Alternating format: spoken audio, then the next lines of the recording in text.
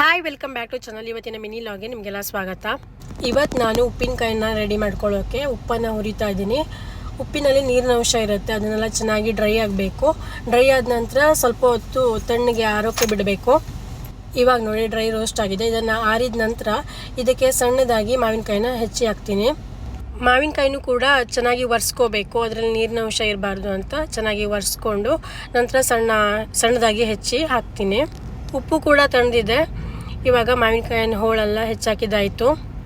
ನಾನಿಲ್ಲಿ readymade ಮಸಾಲಾನ use ಮಾಡ್ತೀನಿ. ಉಪ್ಪಿನಕಾಯಿ ಮಸಾಲ ರೆಡಿಮೇಡ್ ಆಗಿ ತೊಗೊಬಂದಿರೋದು, ಉಮ್ಮಚ್ಕಿಂದ ತೊಗೊಬಂದಿರೋದು. ಉಮ್ಮಚ್ಕಿಲಿ ಒಂದು ಶಾಪಲ್ಲಿ ಸಿಕ್ಕಿತ್ತು ಉಪ್ಪಿನಕಾಯಿ ರೆಡಿಮೇಡ್ ಮಸಾಲ.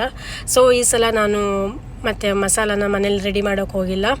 ಅದನ್ನು ಹಾಕಿ ಚೆನ್ನಾಗಿ ಮಿಕ್ಸ್ ಮಾಡಿ ಒಂದು ಇಂಗಿನ ಒಗ್ಗರಣೆ ಕೊಟ್ಟರಾಯಿತು ಅಷ್ಟೇ. ಕಡಿಗಾಯಿ ಉಪ್ಪಿನಕಾಯಿನ ಕೂಡ ಈ ಥರನೇ ಮಾಡ್ಕೋಬೋದು. ಸ್ವಲ್ಪ ಕೊಬ್ಬರಿ ಎಣ್ಣೆ ಜಾಸ್ತಿ ಬಳಸಬೇಕು.